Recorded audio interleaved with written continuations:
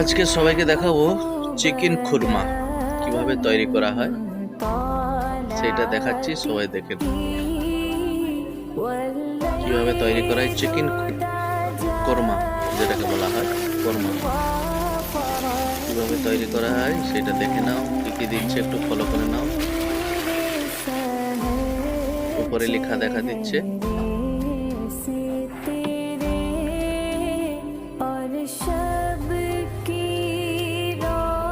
বাইরের লঙ্কা গুঁড়ো, হলুদ গুঁড়ো, আমাদের দেশি যেটা আছে সেটা চালাবে।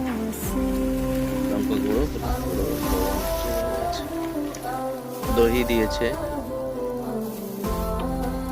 পেঁয়াজকে ভাজা ফোড়ন করা যেটাকে বলে, যেভাবে এবার দহি দিয়ে এলো, যেভাবে দিচ্ছে সবাই ওইভাবে দিয়ে করে খাবে বাড়িতে, খুব সুন্দর লাগবে ইনশাল্লাহ।